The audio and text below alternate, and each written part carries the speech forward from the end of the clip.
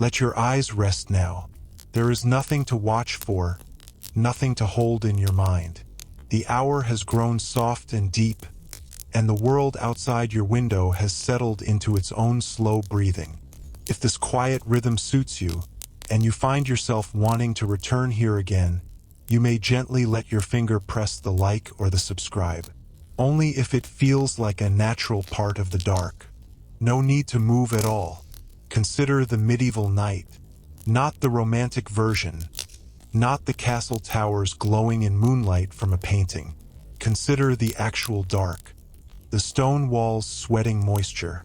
The floor of rushes, laid down weeks ago, now trampled into a mat of dried herbs, dropped food, grease, and fragments of bone. In the great hall, the fire has sunk to embers. The smoke has not left. It hangs in a pale layer just above the sleeping bodies, drifting across faces, catching in throats. People sleep in shifts or not at all.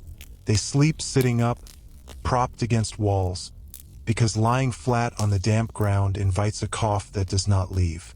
They sleep wrapped in wool that has never been washed, only aired, because washing takes hours and the river is cold and the wool shrinks and the soap, if they have soap, is harsh and rare. In the morning, they do not wash their faces with water. Water is for drinking, for cooking, for the animals. The body is not cleaned so much as rubbed. A dry cloth, a handful of crushed sage or lavender, if they have it, to mask the smell of sleep and smoke and old sweat. The teeth are not brushed. They are sometimes rubbed with a cloth dipped in ashes, or a twig chewed at one end until it splinters into a soft brush. But not every day. Not even most days. Most days, the mouth tastes the same as the room. Stale bread, old ale, the faint copper of gums that bleed when pressed. Breakfast is bread. Dark bread, heavy with bran and often with something else. A fragment of hull, a bit of grit from the millstone, a weevil baked solid. You pick the weevil out if you see it. If you do not, you eat it. The bread is dipped in ale because the ale is safer than water. The ale is small ale, weak and cloudy, brewed in the house and left in a barrel by the door. A child brings it up from the cellar. The cellar is cold and smells of apples rotting in straw and the slow fungal breath of stored roots. The ale has a tang to it, a faint sourness that is not pleasant but is familiar. It is the taste of survival. After breakfast, the rushes on the floor are not swept. They are added to. A new layer of fresh rushes and dried herbs, mint, meadowsweet, chamomile, scattered over the old. The smell is strong for an hour, then the old smells push up through it. The floor is never truly clean. It is a compost heap in slow motion. Bones and crusts and grease sink to the bottom, where they rot and ferment. Sometimes a dog noses through it, or a pig, if the household keeps a pig inside. Some do. The pig eats the waste, and the pig is eaten in winter. This is not seen as dirty. This is seen as practical. The line between inside and outside is thin. The floor is ground. The ground is earth. The earth takes everything back. Mid-morning, the chamber pot is emptied. This is a woman's work, or a servant's. The pot is glazed earthenware, cracked along one side, leaking a little if carried too quickly. The contents are thrown into the street or into the midden heap behind the house. In a town, the street is a river of mud and offal. In a castle, the midden is a pit that fills slowly year after year until someone decides to dig it out and spread it on the fields. The smell is not ignored. It is noticed, then forgotten, then noticed again when the wind shifts. People hold cloths over their faces when they walk past. They do not think of germs. They think of bad air. Bad air is real to them. It is the breath of sickness, the poison that comes from swamps and graves and unburied waste. They protect themselves with pomanders, a small metal ball, hinged open, filled with ambergris or musk or cloves. They hold it to their nose. They breathe through it. The smell of cloves burns the throat a little.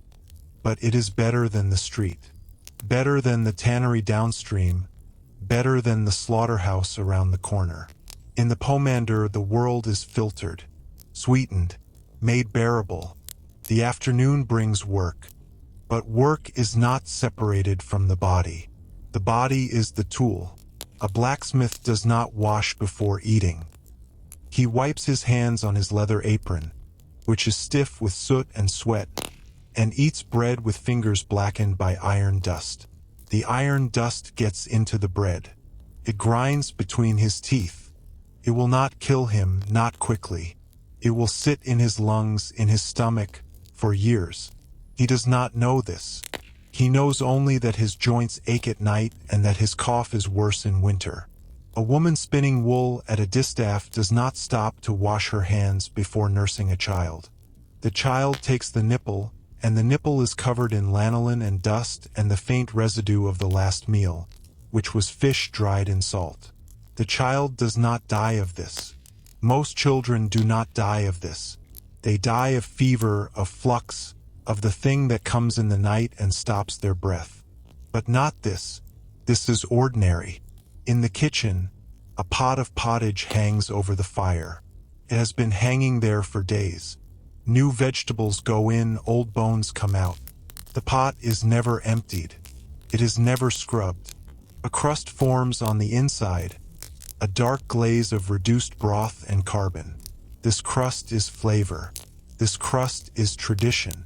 The cook stirs the pot with a wooden paddle that lives next to the hearth. Never washed. Only scraped clean with a knife. The knife is the same knife used to cut meat, to trim warts from fingers, to pare the rind from cheese. The knife is wiped on the cook's apron. The apron is washed once a month, if that. Meat is hung in the pantry until it begins to change. Not rot exactly. A transformation. The surface grows tacky, then dry, then covered in a pale bloom of mold. This is good. This is aging. They scrape off the mold and cook the meat. The meat tastes strong, earthy, a little like the cave it hung in. If the mold is black or green, they worry. If it is white or gray, they do not. The line is thin. They trust their noses. Their noses are not always right. Bathing happens in a wooden tub once a week if you are wealthy, once a month if you are not, once a year if you are a peasant in a cold climate. The tub is brought into the kitchen or the bedchamber. The water is heated in a cauldron over the fire, then carried in buckets. It is not hot by modern measure. It is warm, tepid, the kind of warmth that barely softens the dirt. You step into the tub. The water turns gray immediately. You do not use soap. You use a lye mixture, harsh on the skin, made from wood ash and fat. It burns a little. You scrub with a cloth. The cloth is shared. The water is shared. The whole family uses the same bath water, one after another, from cleanest to dirtiest. The father first, then the mother, then the children. The baby goes last, into water that is thick and opaque and smells of everyone who came before. After the bath, you do not feel clean. You feel raw. Your skin is stripped of its oils, red in places, itching. You put your clothes back on. The clothes are not clean. They are the same wool, the same linen, the same dirt ground into the fibers from weeks of wear. The bath was a ritual, not a result. It was something you did because the church said it was fine in moderation, or because your joints ached and the warmth helped, or because you had a rash that would not stop. You did not do it to be clean. You did it to reset the body, to wash away the sweat of labor, to prepare for Sunday, for Mass, for standing in a stone building full of other unwashed bodies while the priest burned incense that smelled like a foreign forest. At night you undress. Undressing means removing your outer tunic or gown. You keep your chemise on. The chemise is linen, touches your skin. You have worn it for a week. It smells like your armpits, like the back of your neck, like the place where your thighs rub together when you walk. You do not notice the smell. You have stopped noticing it. What you notice is the cold. The bed is a straw mattress on a rope frame. The ropes sag. You tighten them with a wooden key kept under the bed. The straw rustles. Inside the straw, things live. Fleas, bedbugs, tiny pale creatures that come out when the body heat warms the mattress. You scratch in your sleep. You wake with lines of red bites on your arms, your neck, your ankles. You do not connect the bites to the mattress. You connect them to bad air or to the phase of the moon or to nothing at all. They are simply part of life. Medicine is not practiced in rooms with white tiles and bright lights. Medicine is practiced in the kitchen, at the bedside, in the stable. The healer is a woman with a mortar and pestle, or a barber with a razor and a bowl of leeches. You do not go to a doctor unless you are rich. The doctor wears a long black robe and a beak-like mask stuffed with dried flowers and spices. The mask is not for your protection. It is for his. He believes the plague travels through smell. He does not touch you with his hands. He touches you with a stick. He looks at your urine in a glass flask, holding it up to the light, swirling it, sniffing it. The urine tells him about your humors. Too yellow means choler. Too pale means phlegm. Too dark means melancholy. He asks about your dreams, your bowel movements, the taste in your mouth. He prescribes bloodletting. Bloodletting is the commonest treatment for almost everything. Fever, headache, joint pain, sadness. The barber opens a vein in your arm or your foot with a lancet. The blood runs into a shallow bowl. They measure it in ounces, sometimes a pint, sometimes more. You watch your own blood leave your body. You feel faint. This is considered good. The faintness means the imbalance is correcting itself. When you have lost enough, they press a cloth to the cut and bind it with a strip of linen. The linen is not sterile. It was washed in the same river as everything else. The cut may fester. If it festers, they bleed you again. Leeches are smaller, more precise. The barber keeps them in a clay jar of water. They are dark green, flat, muscular. He picks one up with tweezers and places it on your skin. It attaches. You feel a small pinch, then nothing. The leech swells. It grows fat with your blood. When it is full, it falls off. The wound continues to bleed for hours because the leech's saliva keeps the blood thin. This is desirable. The slow bleeding is part of the treatment. You wear a cloth soaked in vinegar to catch the drip. The leech is thrown back into the jar or thrown away. They do not reuse leeches. They do not know why. They simply prefer fresh ones. For a toothache, they do not bleed you. They pull the tooth. The barber has a tool called a pelican, named for its curved beak. He braces your head against his chest, hooks the tool around the tooth, and pulls. The tooth comes out with a sound like a small root tearing. The socket fills with blood. You rinse with wine, which stings. The wine is better than water. Water might be bad. Wine is clean because it is sharp, because it burns, because God made wine and the devil made dirty water. You keep the tooth. You put it on a string around your neck, or you bury it in the garden. Some believe a buried tooth keeps the next tooth from hurting. Some believe a tooth worn as a charm protects against toothaches in other people's mouths. Beliefs are not consistent. They overlap. They contradict. This does not matter. For a cough that will not stop, they make a syrup of honey and onion and the juice of a roasted turnip. You take a spoonful before bed. Tastes sweet and sulfurous. Coats your throat. The cough may stop or it may not. If it does not, they try a poultice of mustard seed and flour, spread on a cloth and laid on your chest. The mustard burns. The burn feels like medicine. Feels like something is happening. Something is happening. The capillaries under your skin are dilating. The blood moving toward the heat. This is not a cure, but it is not nothing. For a wound that will not close, they wash it with wine or with urine. Urine is free. Urine is plentiful. Urine is considered sterile in a way that water is not, because urine comes from the body and the body is a closed system. They do not know the word sterile. They know that urine sometimes works. A wound washed with urine may fester less than a wound washed with river water. This is true, though not for the reason they think. Urine is ammonia. Ammonia kills some things. It also burns. The wound smarts. The patient cries out. The healer says this is good. Pain means the humors are moving. In the monastery, the rules are different. The monk washes his hands before entering the refectory. He washes them in a stone basin with cold water and no soap. He dries them on a communal towel that hangs from a wooden roller. The towel is changed once a week. He washes his whole body twice a year. Once at Easter, once at the feast of St. Martin in November. Between washings, he rubs himself with a dry cloth. He sleeps in his clothes. His clothes are wool. Wool itches. The itch is penance. The itch keeps him awake during the night offices, when he must rise at midnight to sing psalms in a cold stone choir. The monastery privy is a long stone bench with holes cut in it. Below the bench, a stream runs or a pit. The monk sits on the hole. He does not wipe with paper.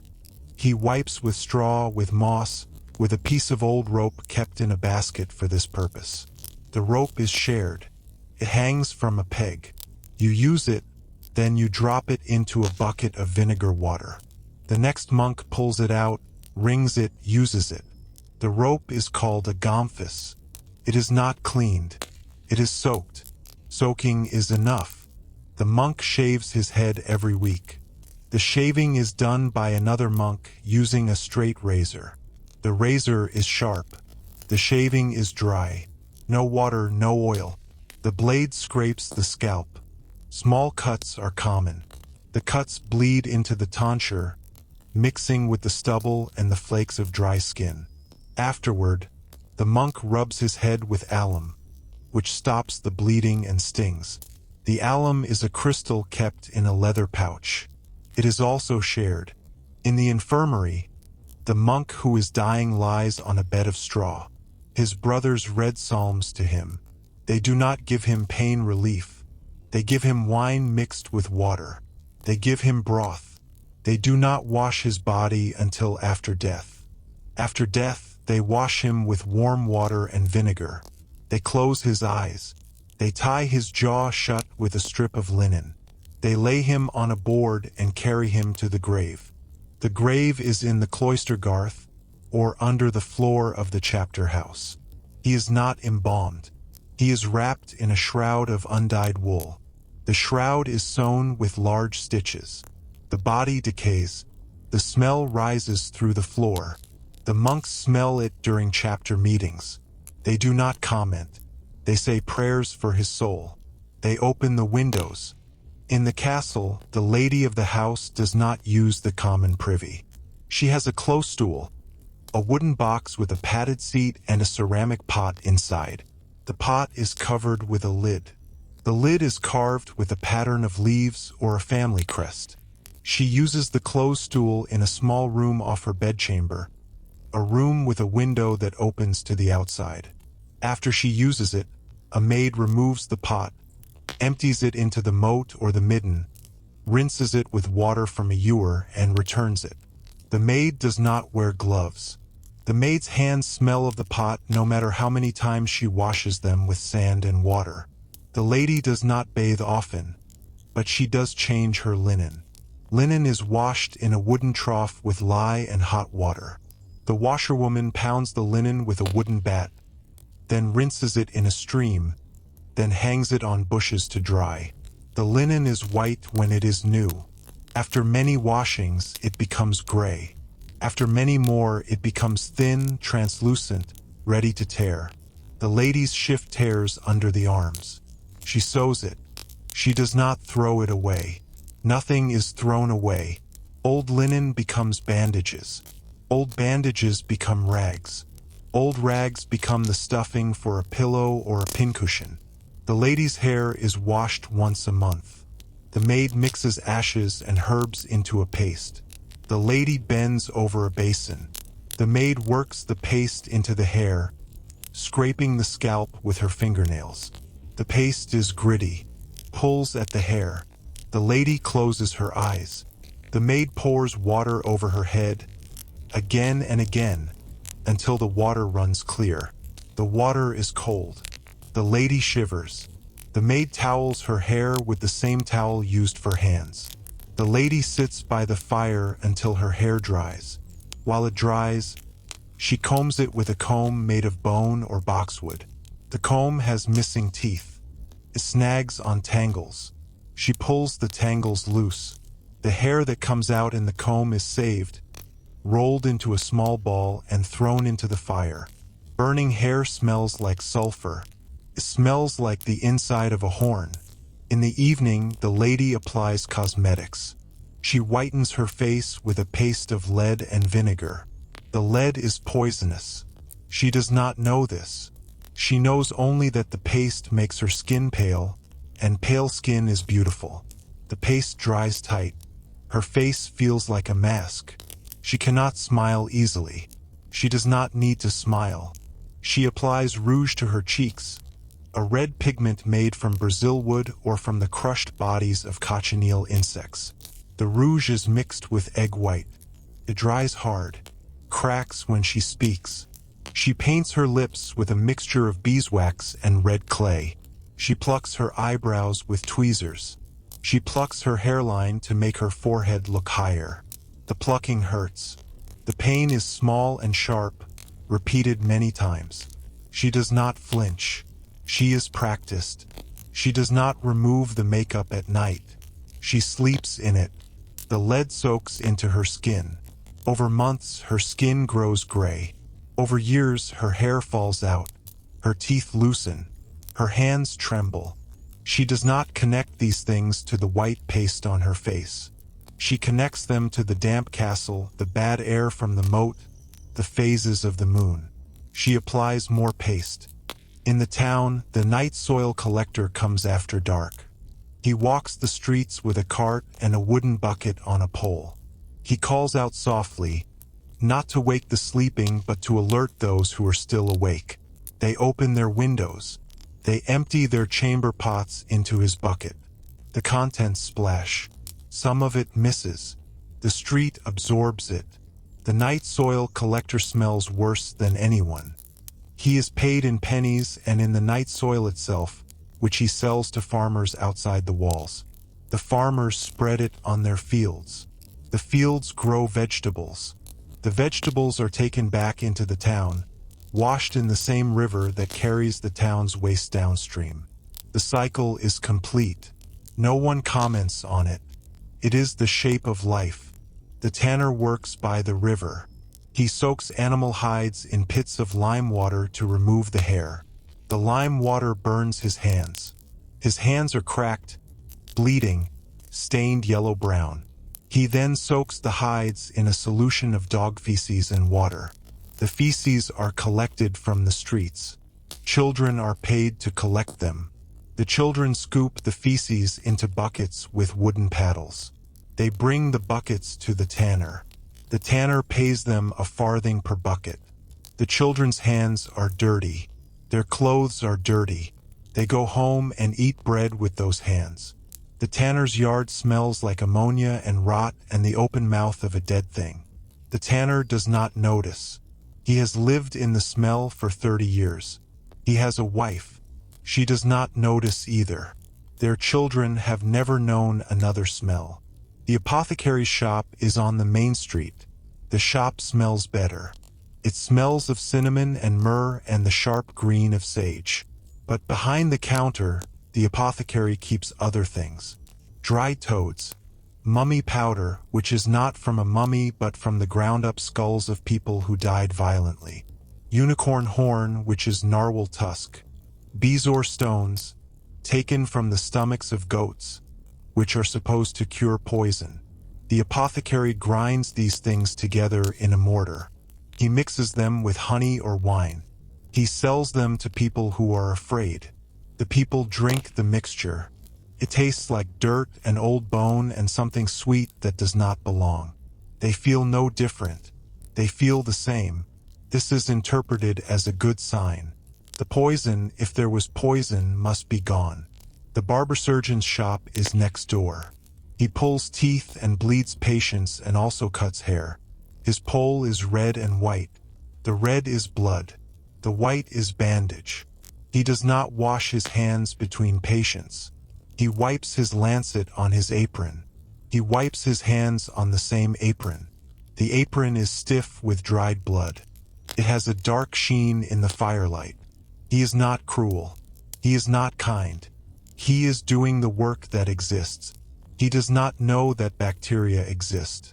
He does not know that his hands carry death from one patient to the next. He knows only that some patients die and some live. He prays that more live. He does not change what he does. The plague year changes nothing and everything. The bodies pile in the streets. The gravediggers work at night by torchlight. They wear masks stuffed with herbs. They wear long leather coats. They do not touch the bodies with bare hands. They use hooks. They stack the bodies in pits. Lime is poured over them. The lime smokes. The smell of lime and rotting flesh is a new smell, a smell that stays in the nose for days. The gravediggers drink strong wine to forget. They do not forget. They dig. The houses of the sick are marked with a cross painted on the door in red. No one enters except the plague doctors and the priests. The priests hear confessions through the window, standing in the street, holding a crucifix on a long pole. The sick person touches the crucifix. The priest does not touch the sick person. The priest goes to the next house. The crucifix is not cleaned, carries the sickness from door to door. The priests die faster than anyone. They do not stop. They cannot stop. It is their work. In the houses, the sick lie in their own waste. No one comes to clean them. The family has fled or is dead. The sick person is alone. They sweat. The sweat is black and smells sweet. They cough. The cough brings blood. The blood dries on their lips, on their chin, on the pillow of straw. They die. The rats come. The rats are not afraid. The rats eat the body. The rats leave. The next person moves into the house. They sweep the floor. They burn the straw. They do not know. They cannot know. When the plague passes, the survivors wash everything. They boil water. They wash walls with vinegar. They burn clothes. They burn bedding. They burn the wooden bowls and spoons. They bury the dead in a new field, far from the village. They do not know why this works. They know only that it does. The old ways, the shared bathwater, the communal towel, the rope in the privy, these things stop. Not forever. For a season. Then memory fades and the old habits creep back because the old habits are easier. The river is still cold. The wood is still heavy to carry. The lie still burns the skin. And so the body returns to its old ways. The floor is not swept. The chamber pot is emptied into the street. The bread is eaten with unwashed hands. Night falls again. The fire sinks to embers. The smoke drifts across the sleeping bodies. Someone coughs. Someone turns over in the straw. The fleas jump. The dog scratches. The moon rises over the midden heap, over the tanner's yard, over the castle where the lady sleeps with lead on her face. The world does not end. Continues. It always continues. The same slow breath. The same dark. The same weight of ordinary things. The day begins again before the sun. Not because anyone chooses to wake, but because the body wakes itself. The ache in the lower back. The cold that has settled into the joints overnight. The need to empty the bladder. There is no clock to consult. There is only the quality of the dark, the position of the stars seen through the smoke hole, the crowing of a rooster that may be hours off or minutes. A person lies still for a moment, listening to the breathing of others in the room. a child whimpering in sleep, an old man wheezing, the soft rustle of straw as someone else turns over. Then the decision to rise is made, not as a choice but as a surrender to the fact that sleep will not return. The first act of the day is not prayer, though prayer will come. The first act is to find the chamber pot by touch. The room is black. The pot is where it was left, beside the bed frame. The hands know the shape of it. The sound of urine hitting clay is loud in the silence. It goes on for a long time, then stops. The pot is set aside. There is no water to rinse the hands. The hands are wiped on the linen sheet, or on the wool blanket, or on nothing at all. The residue dries on the skin within minutes. It leaves no visible mark. Only a faint smell, and not even that, because the whole room smells of sleep and bodies and the smoky remains of last night's fire. By the time the sky turns from black to the deepest blue-gray, the fire is being rebuilt. Not lit anew. The embers were covered with ash before sleep, and the ash kept a single coal alive. Someone blows on it gently, patiently, for a long minute. The coal glows orange. Dry kindling is added. The kindling catches.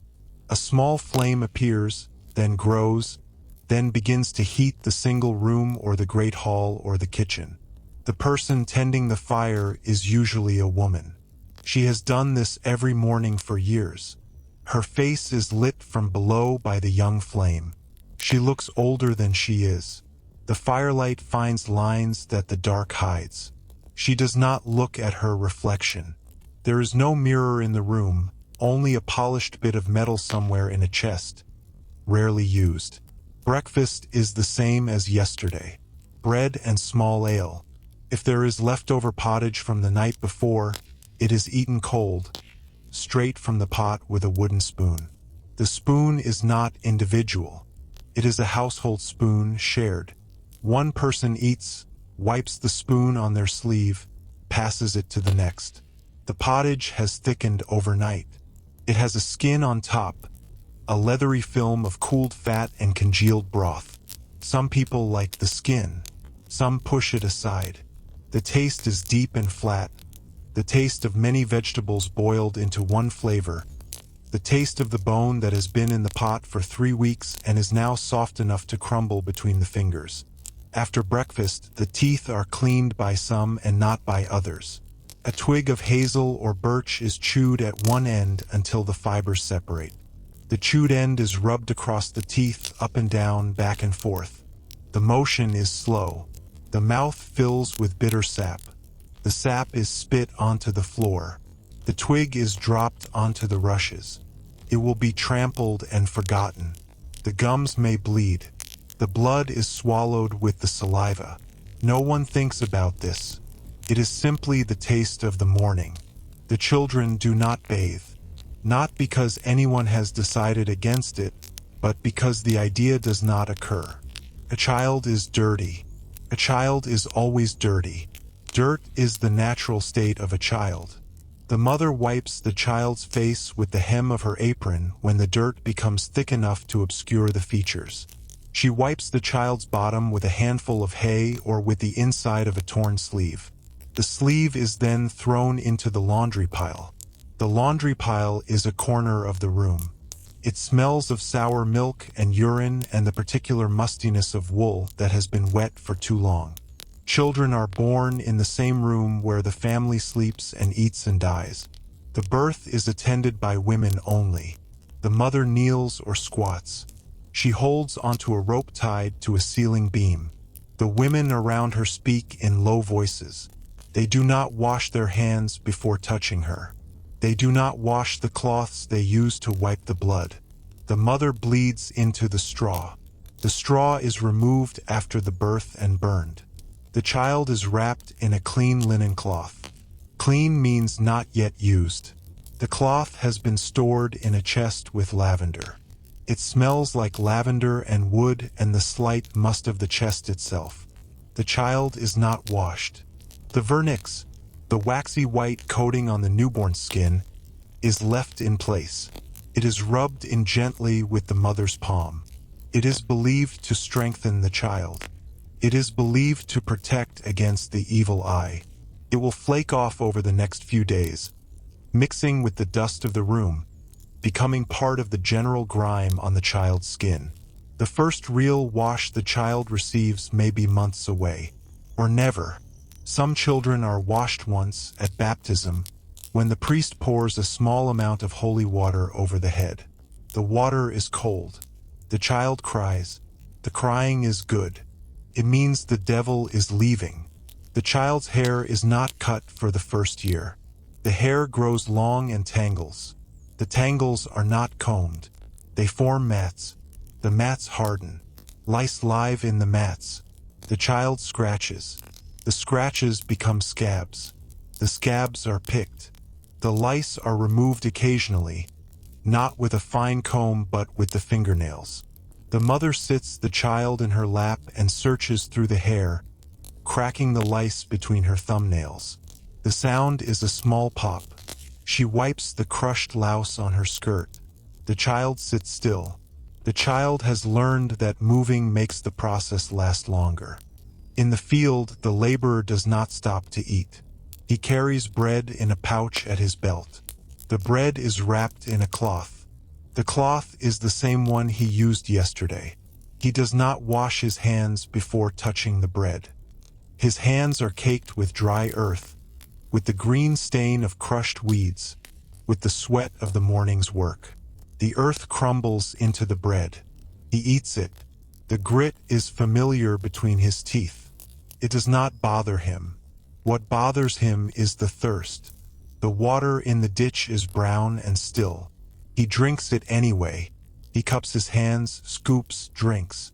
The water tastes of mud and of the animal that drank from the same ditch an hour before. He does not become sick. Not today. Tomorrow, perhaps. Or next week. Or never. His body has learned to tolerate things that would make a modern stomach turn inside out. He urinates where he stands, behind a hedge or against a tree. He does not wipe. He shakes himself once and continues walking. The urine dries on his skin, on the inside of his wool trousers. The wool absorbs it. The smell is faint, masked by the stronger smell of sweat and soil. By the end of the day, the trousers are stiff with dried sweat and urine and the fine dust of the field. He will wear the same trousers tomorrow. He will wear them until they fall apart, which may take a year or more. When they fall apart, his wife will patch them with a piece of leather or a scrap of old sackcloth. The patch will be a different color. He will not care. In the evening, he returns home. His wife has heated water for washing his feet. Not his whole body, his feet. The feet are important because they hurt, because they carry him, because the blisters and cracks and calluses need attention. He sits on a stool. She pours the warm water into a wooden bowl. He puts his feet in. The water turns brown immediately. She scrubs his feet with a handful of sand. The sand is coarse. It scrapes away the dead skin. He does not flinch. He is used to pain. When his feet are clean enough, she dries them with a rag. The rag is put aside. It will be washed in the morning with the other rags in cold water with no soap and hung on a bush to dry. The sun will bleach it a little. The wind will move it. It will smell of nothing by the time she brings it inside. The monastery again, but not the monks. The lay brothers. The men who work the fields, tend the animals, repair the walls. They live apart from the choir monks. They eat in a separate room. They sleep in a separate dormitory. They are permitted to wash more often because their work is dirtier. But they do not wash more often. The water is far from the fields. The time it takes to fetch water is time taken from work. The lay brother who smells least is the one who works indoors, in the bakery or the brewery. The lay brother who smells most is the one who cleans the stables. The smell of horse manure is a clean smell compared to the smell of the pigsty. The pigsty has a thickness to it, a weight that settles in the back of the throat. The lay brother who works the pigsty eats his bread with that taste in his mouth. He does not notice it until he leaves the sty and walks into the open air. Then he notices it. Then he returns to the sty, and the noticing stops. The lay brothers do not use the gomphus rope. They use straw or leaves or the smooth flat stones kept in a basket by the privy. The stones are washed in the stream once a week. The stones are cold. The stream is cold. The lay brother's hands are cold.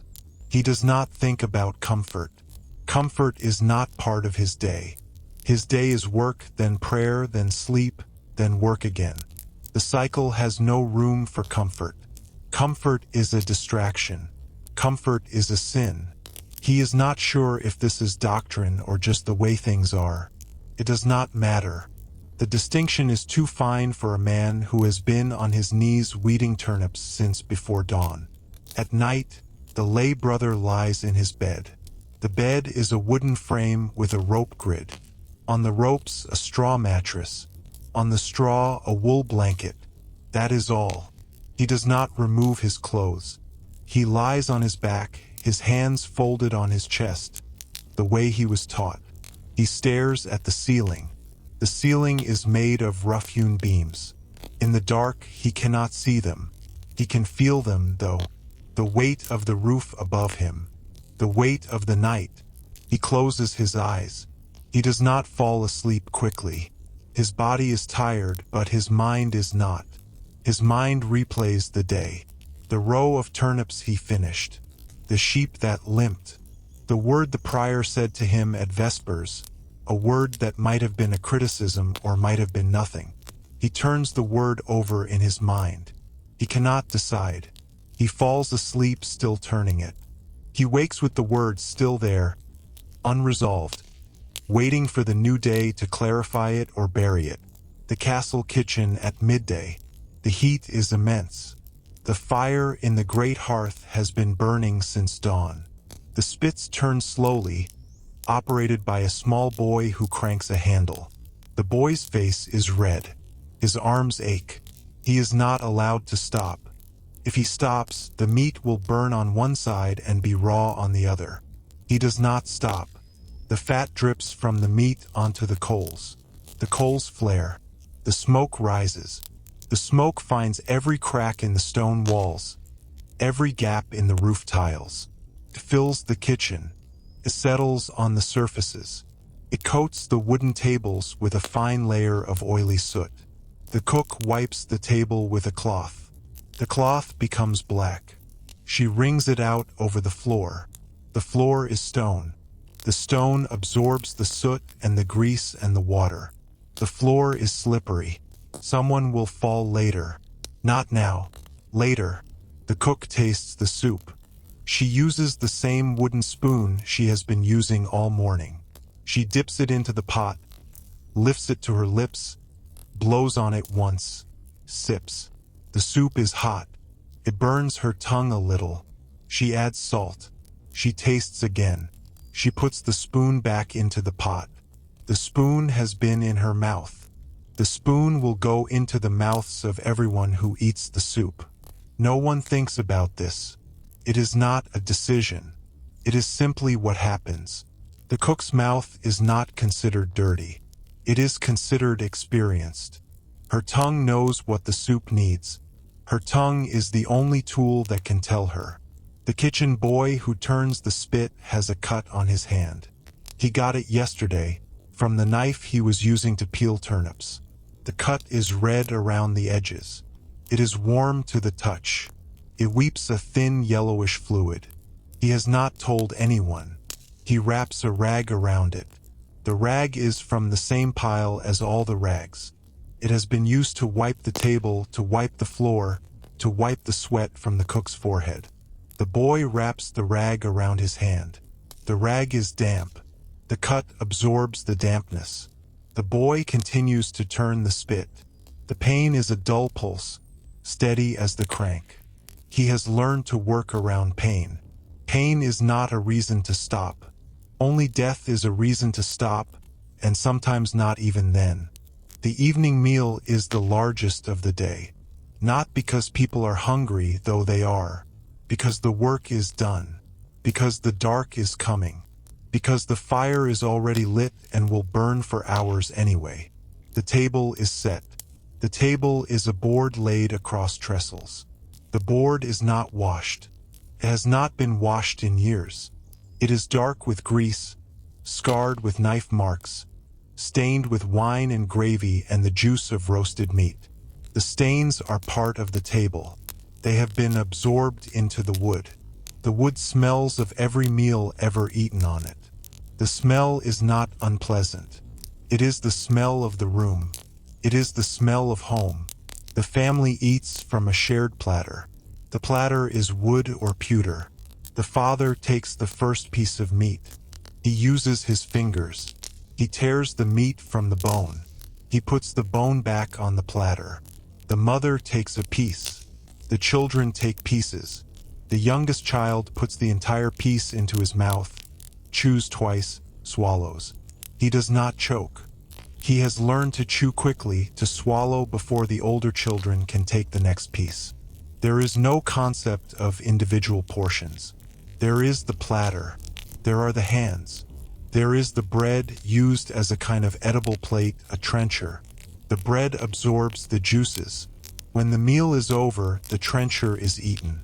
It tastes of meat and gravy and the salt from everyone's fingers. After the meal, the bones are thrown to the dogs. The dogs are under the table. They have been there the whole time, waiting. They catch the bones. They crack them with their teeth. The sound is loud in the quiet room. The dogs do not fight. They have learned that fighting means being thrown outside. The outside is cold and dark and full of things that might eat a dog. The dogs stay under the table. They lick the floor. They lick the hands of the children when the children drop food. The children do not pull their hands away. The dog's tongue is rough. Feels like sandpaper. It feels like the washcloth the mother uses on their faces. They do not mind. The table is cleared.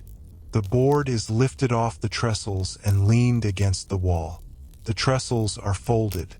The room is now empty of furniture except for the benches along the walls and the fire in the hearth. The family sits on the benches. They talk. Their voices are low. They talk about the weather, about the price of wool, about the neighbor whose cow died, about the priest's new vestments. They do not talk about hygiene.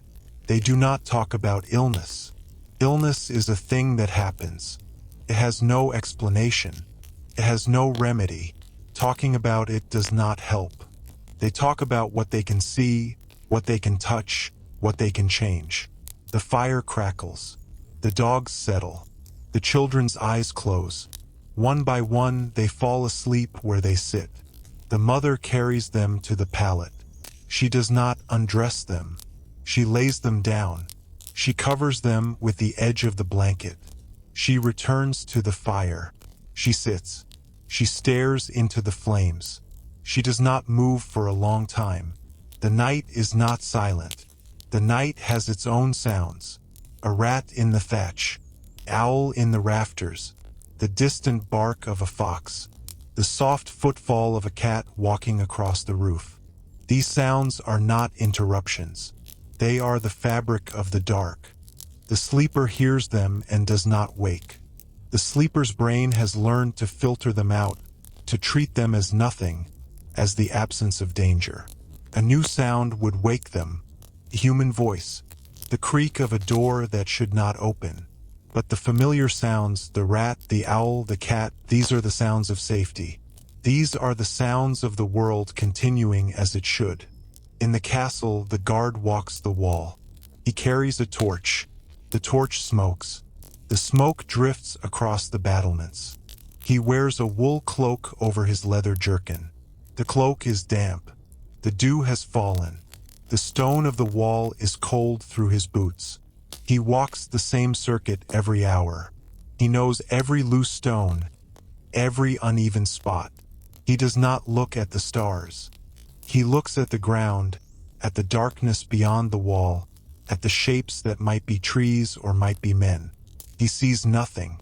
He sees the same nothing he saw the hour before. He is bored. Boredom is good. Boredom means no one is attacking. He shifts the torch to his other hand. The torch sputters. He walks on. In the village, the night soil collector has finished his round. His cart is full. He pulls it toward the gate. The gate is locked until dawn. He waits. He sits on the shaft of the cart. The smell surrounds him. He is used to it. He has been used to it for so long that he cannot remember what it felt like to smell it for the first time. He remembers only that his mother made a face, a small face, a face he has not seen in years because his mother is dead. She died of the fever that came from the marshes, not from the night soil. The night soil is work. The marsh is death. He knows the difference. He is sure of it. He is probably wrong. He will never know. He will die of something else in another season, and the cart will be pulled by another man, and the smell will continue. The final hour before dawn is the coldest. The fire has burned down to ash. The embers are no longer red. They are black. The warmth has left the room. The sleepers curl tighter. They pull their knees to their chests. They pull the wool blanket over their heads. They breathe their own warm breath back onto their faces. The blanket smells of wool and sweat and the faint sourness of old ale. It is the smell of being alive. It is the smell of survival. The sleeper drifts deeper, not into rest but into a kind of suspension, a holding pattern, a waiting for the light. The light comes slowly. It does not arrive all at once. It seeps through the shutters, through the cracks in the door, through the smoke hole in the roof. It is gray at first, then pink, then a pale gold that touches only the highest points of the room. The sleeper's eyelids register the change. The body begins to stir, not waking yet, just shifting, just preparing. The rooster crows. The sound is not a shock. It is a signal. The body knows the signal. The body has heard it 10,000 times. The sleeper opens their eyes. The room is still dark, but the dark is thinner now. The shapes are visible. The fire is dead. The breath hangs in the air in small clouds. The day has begun again. The same day, a different day. It is impossible to tell the difference. The difference does not matter. Someone rises. It is the same woman as yesterday. She goes to the hearth. She kneels. She blows on the ash. There is no glow. The fire is truly dead. She reaches for the tinderbox. Flint and steel. She strikes them together. A spark jumps. It lands on the charcloth. The charcloth glows.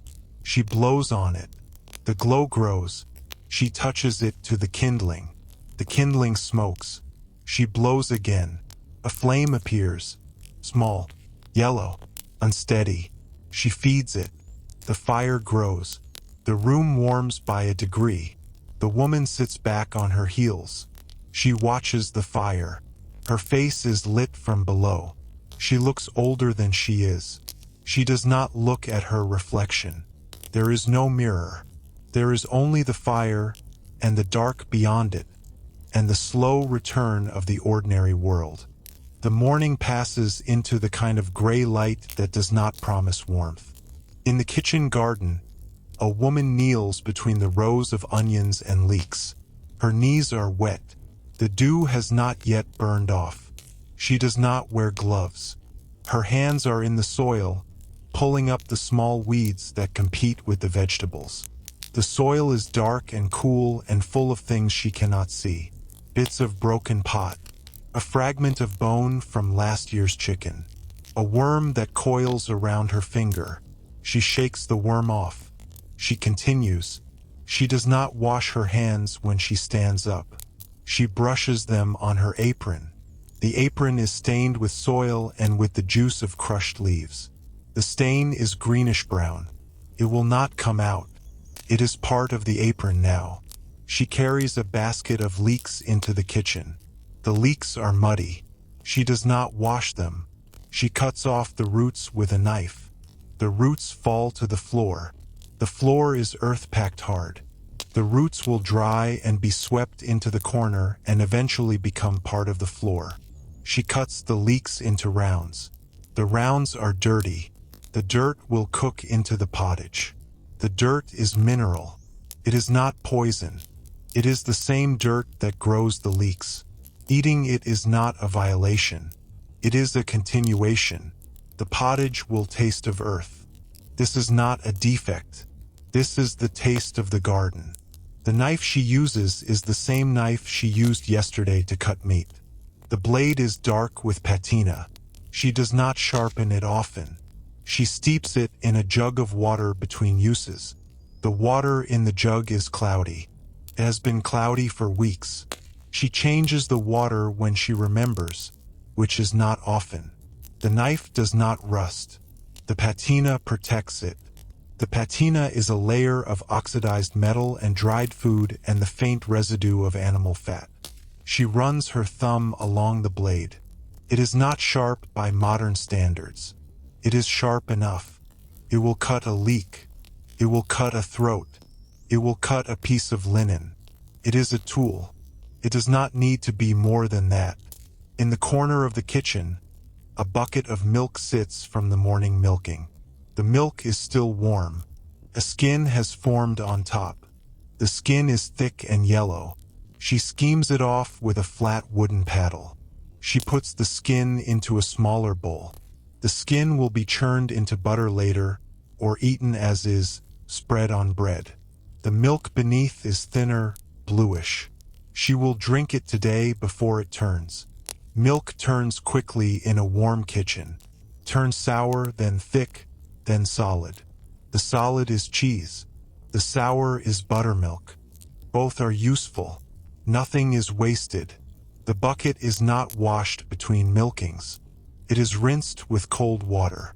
The rinse water is thrown onto the garden. The bucket is returned to its hook. A thin film of old milk dries on the inside of the bucket. It will mix with the new milk. The new milk will taste slightly of the old. This is normal. This is the taste of the dairy. In the village, a man is sick. He lies on a pallet in the corner of his house. His wife sits beside him. She has a cloth soaked in vinegar. She wipes his forehead. His forehead is hot. Too hot. The vinegar evaporates. It leaves a sharp smell in the air. The man's eyes are open, but he does not see. He sees something else. Something inside his own head. He mutters. The words are not words. They are sounds. The wife does not try to understand. She wipes his forehead again. The cloth is the same cloth she has been using for 3 days. It is stiff with dried sweat and vinegar. She dips it in the bowl of vinegar. The bowl is wooden. The vinegar is old. It has lost its sharpness. It is barely vinegar anymore. It is sour water. It is all she has. The neighbor woman comes in. She brings a handful of herbs. Sage, rosemary, a root of elecampane. She ties the herbs into a bundle with a piece of thread. The thread is brown. It was white once. The neighbor woman hands the bundle to the wife. Boil this, she says. Give him the water to drink. The wife nods. She does not ask what the herbs are for. She does not need to know.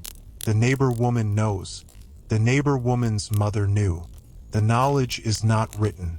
It is carried in the hands, in the memory of boiling water and watching the patient live or die. The wife takes the bundle. She puts it into the pot that hangs over the fire. The pot contains water. The water has been there since yesterday. It has been used for washing, for cooking, for drinking. It is the same water. She adds the herbs. She waits.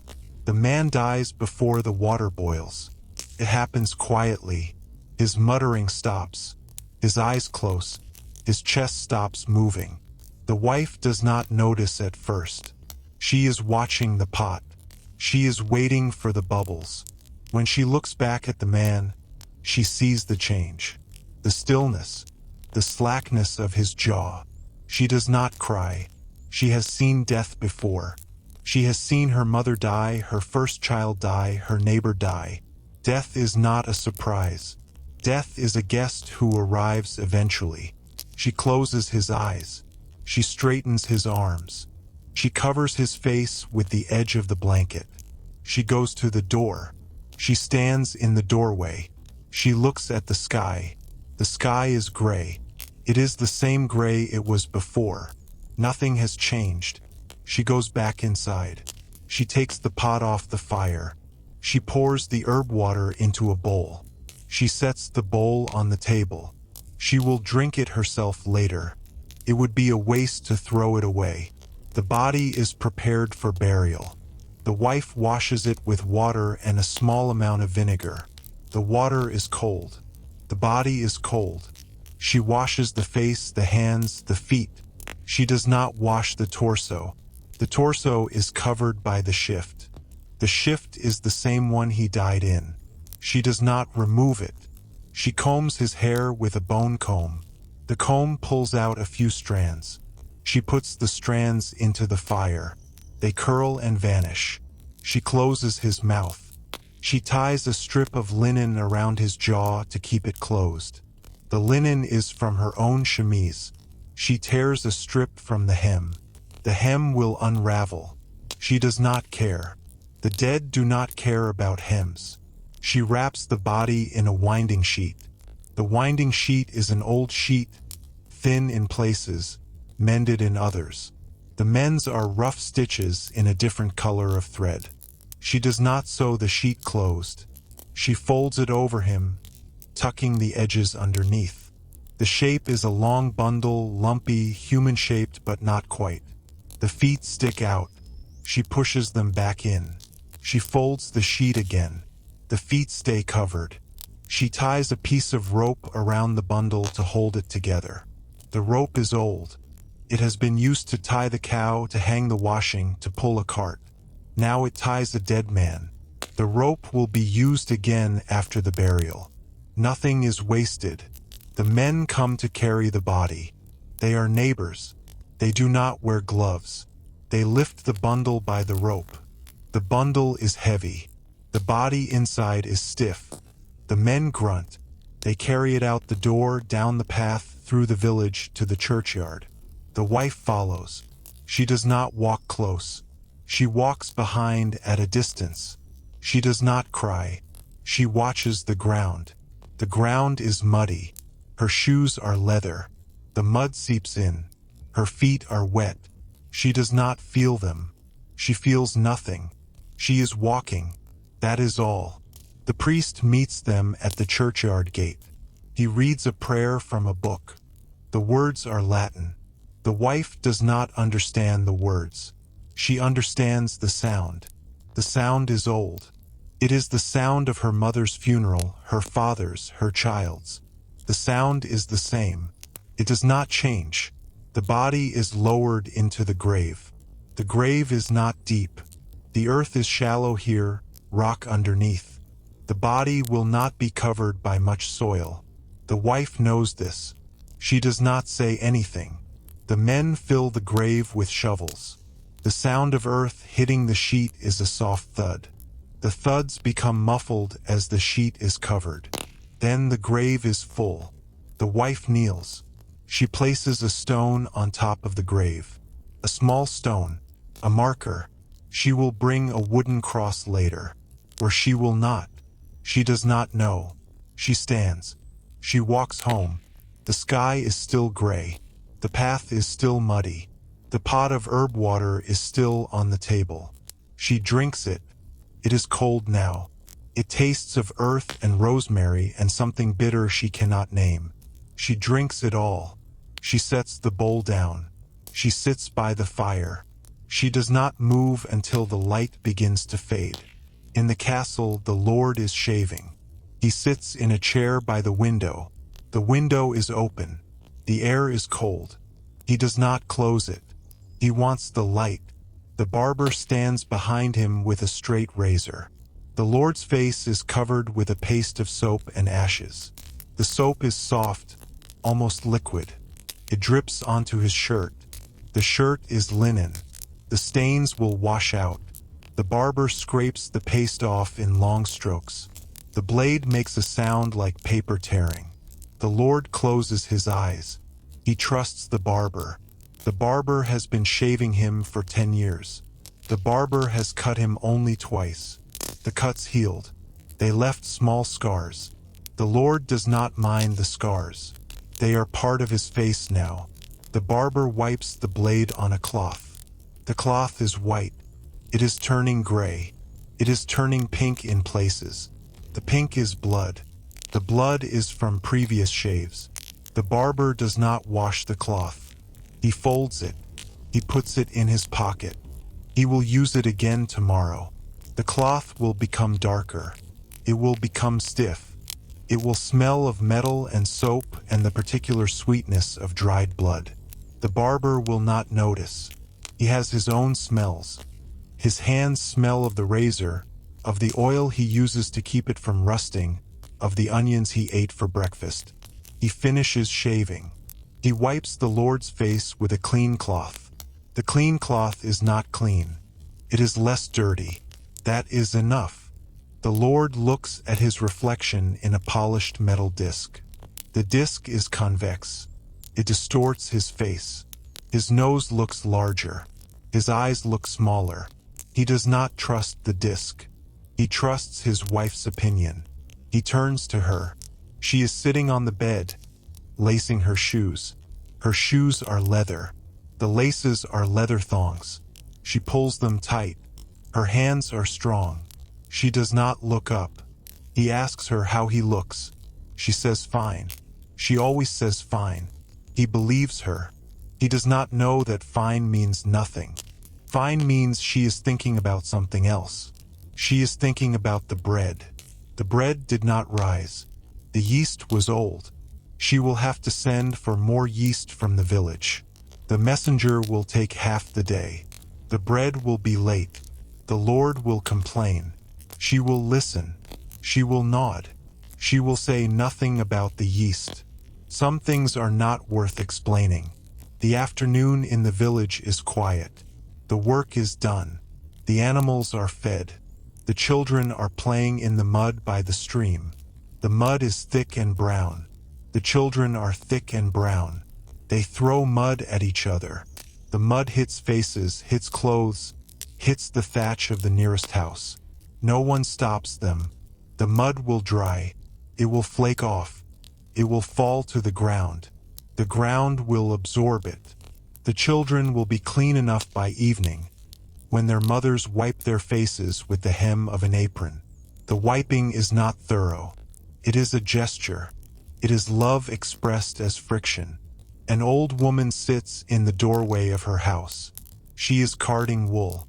She has 2 wooden paddles with wire teeth. She pulls the wool between them. The fibers align. The wool becomes a soft cloud. The cloud is full of dirt, full of bits of straw, full of the oil from the sheep's skin. The old woman does not wash the wool. Washing removes the lanolin. The lanolin is valuable, keeps the wool flexible. It repels water. It smells like the sheep. The smell will fade over time. It will never disappear entirely. A wool garment always smells a little of the animal it came from. This is not a flaw. This is a proof of authenticity. The old woman's hands are arthritic. Her knuckles are swollen. Her fingers are bent. She cards the wool slowly. Each pull of the paddles takes effort. She does not stop. She has been carding wool for 60 years. She will card wool until she cannot hold the paddles. Then she will stop. Then she will die. The 2 events may be close together. She does not think about this. She thinks about the wool. The wool is for a blanket. The blanket is for her grandson's wedding. The wedding is next summer. She has time. She has nothing but time. Time is the one thing she has in abundance. She cards. The wool drifts. A strand catches the light. It glows for a moment, then settles. She cards on. In the house behind her, a pot simmers. The pot contains the bones of the last chicken, boiled for the third time. The broth is thin. It is barely more than water. But it is hot. It will be poured over bread. The bread is stale. It will soften. The old woman will eat it when she is done carding. She will eat it with her fingers. She will lick the broth from her knuckles. The broth will taste of chicken and of the pot and of the wood smoke that hangs in the air. It will be enough. It is always enough. She does not remember a time when it was not enough. Her memory does not go back that far. Her memory goes back to the last winter, and the winter before that, and the face of her husband who has been dead for 20 years. His face is clear. The taste of a full meal is not. She eats. She cards. The afternoon passes.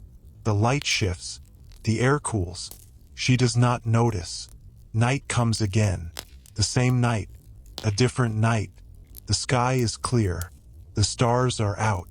They are the same stars that have been there every night of her life. She does not look at them. She looks at the ground. She is walking home from the stream. She has a bucket of water in each hand. The buckets are wooden. The water sloshes. It wets her skirt. The skirt is wool. It will dry. She walks slowly. The path is uneven. She knows every dip, every stone. She could walk it blind. She has walked it blind. In winter, when the dark comes early, she walks by touch. Her feet remember. Her hands remember the weight of the buckets. Her back remembers the ache. She reaches her door. She sets the buckets down. She opens the door. The room inside is dark. The fire is out. She does not light it. She will light it in the morning. She feels her way to the pallet. She lies down. The straw rustles. The fleas begin their work. She scratches in her sleep. She does not wake. She dreams of nothing. Or she dreams of something she will not remember. The dream is a feeling, not a picture. The feeling is of falling, or of floating, or of standing still while the world moves around her. She cannot tell the difference. She does not try. In the castle, the lady sleeps with her mouth open. The lead on her face has cracked. The cracks are fine lines. In the morning, she will fill them with more paste. She does not dream. The lead poisons her sleep. It gives her headaches. She wakes with a thick tongue and a sense of dread. She does not know the cause.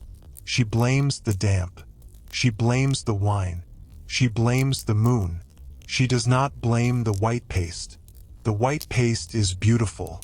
Beauty is worth the price. She pays it every night.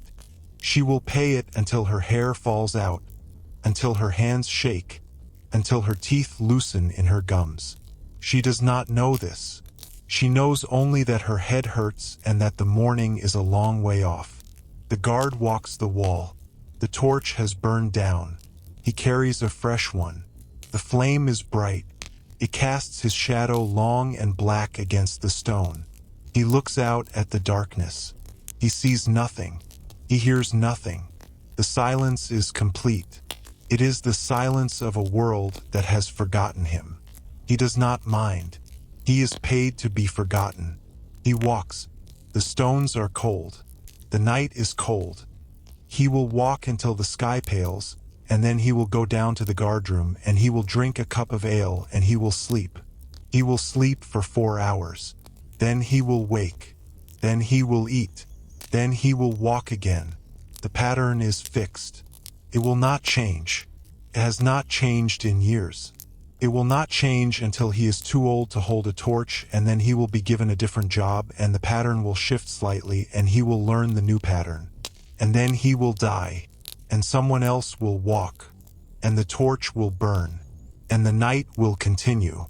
The rain begins in the night, not a hard rain, but a steady one, the kind that soaks through thatch and finds every gap in the wattle and daub. Inside the house, the drips begin. First one, then another, then a dozen. The sleepers do not wake. They have learned to sleep through the drips. The drips find the floor. The floor is earth. The earth absorbs the water. It becomes mud. The mud spreads. By morning, the floor will be slick in places. The children will slip. They will fall. They will cry. Their mother will pick them up. She will wipe the mud from their clothes. She will not wipe the floor. The floor will dry on its own when the rain stops. Or it will not. It will remain damp for days. The damp will smell. The smell will be the smell of the house. It will not be remarked upon. In the byre, the animals stand in the dark. The cow lows softly. The smell of the byre is thick. Ammonia from the urine. The Swedish rot of wet straw. The warm breath of the animals themselves. A man sleeps in the byre tonight. He is not a herdsman. He is a traveler, a pilgrim, a man with no house of his own. He asked for shelter. The farmer gave him a place in the byre. The traveler lies on a pile of straw. The straw is wet in places. He does not complain. He has slept in worse places. He has slept in fields, in ditches, under trees. The byre is warm. The animals give off heat. Their bodies are large. Their breath fogs the air. The traveler closes his eyes. He listens to the rain on the roof. He listens to the cow chewing. He sleeps. He dreams of nothing. He wakes once, briefly, to the sound of a rat moving in the straw. He does not move. The rat does not touch him. He sleeps again. In the morning, the traveler rises before the farmer. He goes to the door of the byre. He looks out. The rain has stopped. The ground is wet. The sky is the color of old pewter. He urinates against the wall of the byre. The urine steams in the cold air. He does not wipe. He ties his belt. He goes back inside. The farmer is awake now. The farmer's wife is stirring the fire. She offers the traveler bread and a cup of small ale. The traveler accepts. He eats the bread with his hands. His hands are not clean. They have not been clean in weeks. The dirt is ground into the lines of his palms, into the creases of his knuckles. The bread absorbs the dirt. He does not notice. He thanks the woman. He leaves. He walks down the muddy path toward the next village. His shoes are wet. His feet are wet. He will walk all day. He will not stop until the light begins to fail. This is his life. It is not a hard life. It is not an easy life. It is simply the shape his life has taken. In the town, the baker has been awake since midnight. The ovens were lit before the rain stopped. The heat from the ovens fills the bakery. The baker wears a linen shirt. The shirt is soaked with sweat. He does not take it off. He does not own another shirt. This shirt is his only shirt. He has worn it for 2 weeks. He will wear it for 2 more. Then his wife will wash it. She will wash it in cold water with a small amount of lye. The lye will sting his skin when he puts the shirt back on. The sting will fade. The shirt will smell of lye and with smoke and the faint sweetness of old sweat. It will be clean enough. It will be clean until he wears it again. The baker shapes the dough with his hands. His hands are thick with flour. The flour mixes with his sweat. It forms a paste on his skin. The paste dries, cracks.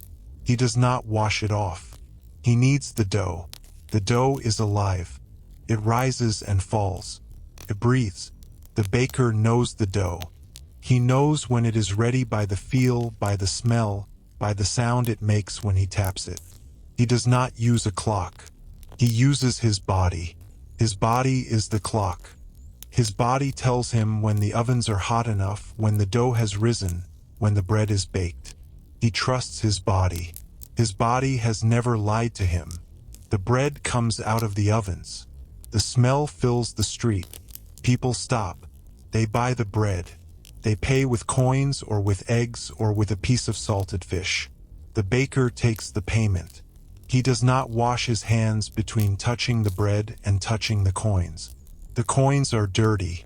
They have passed through 100 hands. Some of those hands were sick. Some were bleeding. Some had touched the dead. The baker does not think about this. He puts the coins into a leather pouch. He returns to the ovens. He shapes more dough. His hands are covered in flour and sweat and the residue of the coins. The residue will transfer to the next batch of bread. The bread will be eaten. The people will not taste the coins. They will taste the bread. The bread is good. That is all they know. The midwife is called to a house at the edge of the village. A woman is in labor. The labor has been going on since yesterday. The woman is tired. She is bleeding. The midwife brings her bag. The bag contains herbs, a sharp knife, a roll of linen bandages, and a smooth stone that has been heated in the fire. The stone is for warmth. The midwife places the stone against the woman's back. The woman moans. The midwife tells her to push. The woman pushes. Nothing happens. The midwife puts her hand inside the woman. Her hand is not clean. She has delivered 3 babies this week. She has washed her hands in cold water between deliveries. The cold water does not remove everything. Her nails are dark. Her skin is rough. She feels inside the woman. She feels the baby's head. It is in the wrong position. She tries to turn it. The woman screams. The midwife continues. She does not stop. She cannot stop. The baby will die if she stops.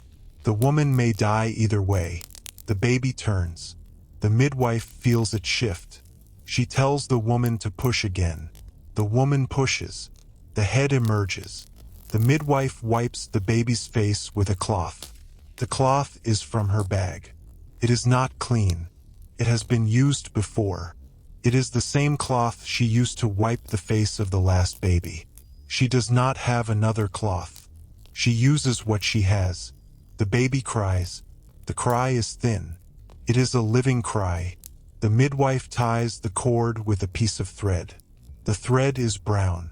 It was white once. She cuts the cord with the knife. The knife is sharp. She has used it for every delivery for the past 3 years. She has never washed it with anything but water. The blade is stained. She wipes it on her apron. She puts it back in the bag. The woman is bleeding too much. The midwife knows this.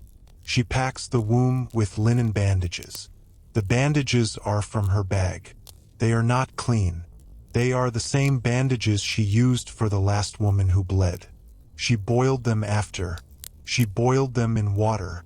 The water was hot. It was not boiling for long. It was hot enough. She hopes it was hot enough. She packs the bandages inside the woman. The bleeding slows. The woman's face is white. Her lips are pale. She is losing color. The midwife gives her a drink of water mixed with honey. The honey is old. It has crystallized. The water melts it. The woman drinks. She swallows. She closes her eyes. The midwife sits beside her. She waits. The baby is wrapped in a cloth. The cloth is an old shift. The shift belonged to the woman's mother. It is torn in places. It is thin. It is soft. The baby sleeps. The woman sleeps. The midwife watches. She does not leave. She will stay until the sun goes down or until the woman wakes. Whichever comes first. The sun goes down. The woman wakes. She is still pale. She is still bleeding, but slowly now. The midwife removes the bandages. The bandages are red. She puts them in her bag. She will boil them when she gets home. She will boil them in the same pot she uses for soup. The pot will be washed afterward. The washing will be with cold water. The cold water will not remove everything. The next soup will taste faintly of nothing, or of something. She will not notice. She has been boiling bandages in that pot for 30 years. She has not died. The people she has delivered have not died. Or some of them have. Most have lived. She counts the ones who lived. She does not count the ones who died. The numbers are not for her to keep. The midwife walks home in the dark. The path is wet. The rain has returned. A light rain. It wets her hair. Her hair is gray. It is thin. It is tied in a knot at the back of her head. The rain makes the knot heavier. She does not cover her head. She does not own a hood. She owns her bag, her knife, her stone, her cloths. That is enough. That is all she needs. She walks slowly. Her knees hurt. Her knees have hurt for years. The pain is a companion. It walks with her. It does not speak. It does not need to speak. It is there. It is always there. She reaches her house. The house is small. One room, a hearth, a bed, a table, a stool. She lights the fire. She blows on the embers. The embers were covered with ash. The ash holds the heat. The coal glows. She adds kindling. The fire grows. She puts the pot on the fire. She fills the pot with water from the bucket. The water is from the stream. It is cold. She waits for it to boil. While she waits, she eats a piece of bread. The bread is hard. She dips it in the water from the bucket. The water softens it. She chews. She swallows. The bread tastes of nothing. It is food. That is enough. The water boils. She puts the bandages into the pot. She watches them bubble. The water turns pink, then brown, then a color she has no name for. She lets them boil for the time it takes to say a Hail Mary. Then she takes the pot off the fire. She leaves the bandages in the water. They will cool overnight. In the morning, she will wring them out. She will put them back in her bag.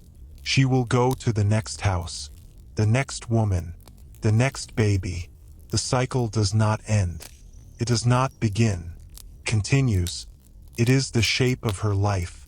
She lies down on her bed. She does not undress. She closes her eyes. The fire sinks. The room darkens. She sleeps. She dreams of water. Boiling water. Pink water. Water that cleans and does not clean. Water that takes and gives back. She dreams of nothing else. The night passes. The rain stops. The sky clears. The stars come out. They are the same stars. They will be there tomorrow. They will be there when she is not. She sleeps. The fire dies. The room is cold. She does not feel it. She is elsewhere. She is nowhere. She is in the dark between breaths. The dark that has no end. The dark that holds everything. The morning is cold enough to see the breath. In the great hall of the castle, the servants are sweeping the rushes, not removing them, turning them. The top layer is lifted with wooden rakes and moved to one side. The lower layer, the layer that has been there for weeks, is dark and matted and gives off a smell that is not sweet. The servants do not comment. They turn the rushes. They add fresh herbs. The herbs are dried. They have been stored in sacks since the autumn. The scent is faint, a memory of summer rather than summer itself. The rushes are spread again. The floor looks cleaner. It is not cleaner. It looks it. That is enough. A dog lies in the corner. The dog is old. His hips are bad. It does not move when the servants work around it. It opens one eye, closes the eye. It sighs. The sigh is deep. The dog's breath smells of meat and rot and the particular sourness of an animal that has eaten things no human would touch. The dog is not washed. It has never been washed. It is rubbed sometimes with a handful of straw to remove the worst of the mud. But the dog is dirty. The dog is always dirty. The dog sleeps on the rushes. The rushes absorb the dirt. The dog licks itself. The dog's tongue is rough. Cleans what it can. What it cannot clean remains. The dog does not care. The dog is warm. The dog is fed. The dog is alive. That is enough for the dog. The lady of the castle comes down the stairs. Her dress is blue. The blue is from woad. The woad fades. The dress was darker last year. It will be lighter next year. She does not notice. She sees the dress as blue. It is blue. That is enough. She walks across the hall. Her shoes are leather. The soles are thin. She feels the stones beneath. The stones are cold. She does not shiver. She is used to the cold. She sits on a bench by the fire. A servant brings her bread and a cup of wine. The wine is watered. The water is from the well. The well is deep. The water is clean enough. She drinks. She eats. She does not speak. She looks at the fire. The fire is large. Consumes wood. The wood was cut last winter. It was stacked in the yard. The yard is muddy. The wood is wet. The fire spits and hisses. The lady watches. She does not think. She watches. The fire is enough. In the kitchen, a boy is plucking a goose. The goose is dead. Its neck is broken. The boy holds the goose by the feet. He pulls the feathers. The feathers come out in clumps. Some are white. Some are gray. Some are soft and downy. The boy puts the feathers into a sack. The sack will be used to stuff a pillow. The pillow will smell of goose. The smell will fade. It will never disappear. The boy's hands are covered in fat and small bits of skin. The skin sticks to his fingers. He wipes his hands on his trousers. The trousers are wool. The fat soaks in. The trousers will smell of goose for days. The boy does not mind. He likes the smell. It is the smell of work. It is the smell of something accomplished. The goose is singed over the fire. The boy holds it by the neck. He passes it through the flames. The tiny hairs that remain on the skin curl and blacken and vanish. The smell is sharp. It burns the nose. The boy does not cough. He is used to it. He has singed 100 geese. He will singe 100 more. He pulls the goose back. He examines it. The skin is smooth. The small hairs are gone. He puts the goose on the table. He takes a knife.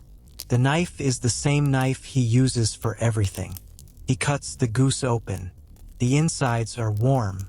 The smell is strong. The boy reaches in. He pulls out the entrails. They are slippery. They coil in his hand. He puts them in a bowl. The bowl is clay. The bowl will be washed. The washing will be with cold water. The cold water will not remove all the fat. The next thing put in the bowl will taste faintly of goose. This is not a problem. This is continuity. The boy saves the heart. He saves the liver. He saves the gizzard. He cuts the gizzard open. Inside are small stones. The goose swallowed them to help grind its food. The boy washes the stones in a cup of water. He puts the stones in his pocket. He will give them to his little sister. She likes stones. She has a collection. The stones are smooth. They are gray. They are not valuable. They are stones. They are enough. The boy continues. He cleans the goose. He washes it in a bucket of water. The water turns pink. He pours the water onto the floor. The floor is stone. The water runs into the cracks. The cracks are deep. The water will sit there. It will grow mold. The mold will be black. No one will clean it. No one will see it. It will be there until the stones are lifted, which will never happen. The mold will live in the dark. It will be content. The apothecary prepares a remedy for a man who cannot sleep. The man is wealthy. He pays in silver. The apothecary respects silver. He takes a mortar. The mortar is stone. It is dark with the residue of 1,000 grindings. He adds poppy tears. The poppy tears are dried sap from the poppy plant. They are brown. They are sticky. He adds a pinch of henbane. The henbane is dried leaves. They are gray-green. They smell of something that is not quite a smell. He adds a spoonful of honey. The honey is thick. It is from last year. It has begun to crystallize. He grinds everything together. The mixture becomes a paste. The paste is dark brown. It smells sweet and bitter and something else. Something that makes the apothecary's own eyes feel heavy. He is careful not to taste it. He knows what it does. He has seen men sleep for a day. He has seen men stop breathing. He measures the dose carefully. Pea-sized amount. He wraps it in a piece of cloth. The cloth is from a roll. The roll is old. The cloth has been used before. He writes the instructions on a scrap of parchment. Take this at bedtime. Do not take more. Do not take with wine. The man takes the package. He leaves. The apothecary watches him go. He does not expect to see him again. Either the remedy will work and the man will sleep, or it will not, and the man will find another apothecary. Either way, the transaction is complete. The apothecary cleans his mortar. He pours a small amount of vinegar into it. He swirls it. He pours it out. The vinegar is dark now. It contains the residue of the poppy and the henbane and the honey. He does not throw the vinegar away. He pours it into a bottle. The bottle is glass. The glass is green. The vinegar will be used for something else. Poultice. A wash. Something. Nothing is wasted. The apothecary learned this from his master. His master learned it from his master. The knowledge is old. It is not written. It is carried. It is poured from one bottle to another. It is swirled in mortars. It is breathed. It is tasted. It is never thrown away. The apothecary's hands are stained. The stains are purple from the berries he crushed last week, brown from the roots he grated yesterday, green from the leaves he pounded this morning. His hands are a map of his work. He does not wash them. Washing removes the stains. The stains are evidence. They are proof that he has done what he was paid to do. He shows his hands to his customers. See, he says, see the work. The customers nod. They trust the stains. The stains are not cleanliness. The stains are the opposite of cleanliness. But the stains are knowledge. The stains are expertise. The stains are the color of trust. The afternoon light is thin, comes through the window of the church. The window is small. The glass is thick. The glass is green. The light that passes through is green. It falls on the stone floor. The floor is cold. The light does not warm it. The priest kneels before the altar. He is praying. His lips move. No sound comes out. His knees hurt. The stone is hard. He does not move. Prayer is more important than comfort. He has been kneeling for an hour. He will kneel for another hour. Then he will eat. Then he will sleep. Then he will kneel again. His life is kneeling. His life is the stone floor. His life is the green light. He does not complain. He has taken a vow. The vow includes the stone floor. The vow includes the cold. The vow includes the smell of his own unwashed body. He smells himself. He does not like it. He does not dislike it. He notices it. He returns to his prayer. The smell is part of the prayer. The smell is the body. The body is the vessel. The vessel is temporary. The prayer is not. He prays. The light shifts. The green light moves across the floor, climbs the wall. It reaches the ceiling. It fades. The priest does not notice. He is elsewhere. He is in the words. The words are Latin. The Latin is old. The old words do not change. They are the same words his predecessor prayed. They will be the same words his successor will pray. The words are a chain. The chain is unbroken. The priest is a link. He holds. He prays. The afternoon passes. The church grows dark. The priest rises. His knees crack. He walks to the door. He opens it. The air outside is cold. It smells of wet earth and smoke and the distant sweetness of something burning. He closes the door. He goes to eat. He eats in silence. He eats alone. The bread is hard. The cheese is old. The cheese has mold on the rind. He cuts the rind off. He eats the inside. He drinks water. The water is from the well. The well is shallow. The water tastes of stone. He drinks. He is done. He goes to his cell. He lies down. He does not undress. He closes his eyes. He does not sleep. He thinks about the green light. He thinks about the stone floor. He thinks about the smell of his own body. He thinks about nothing. He sleeps. The sleep is deep. The sleep is without dreams. The sleep is the sleep of the just, or the sleep of the tired. He cannot tell the difference. The difference does not matter. He sleeps. The night passes. The church waits. The green light will return tomorrow. It will fall on the same stone floor. It will climb the same wall. It will fade. The priest will kneel. The chain will hold. The moon is full. It lights the village. The roofs are silver. The mud is silver. The stream is a silver thread. A woman stands in her doorway. She is looking at the moon. She does not know why. She is drawn to it. She has always been drawn to it. Her mother was drawn to it. Her grandmother was drawn to it. The moon pulls at something inside her. Something she cannot name. She stands. She watches. The moon does not move. It is the same moon that has always been there. It will be there when she is gone. She knows this. She does not feel small. She feels part of something. Something large. Something that does not need her. Something that will continue without her. She is not sad. She is not happy.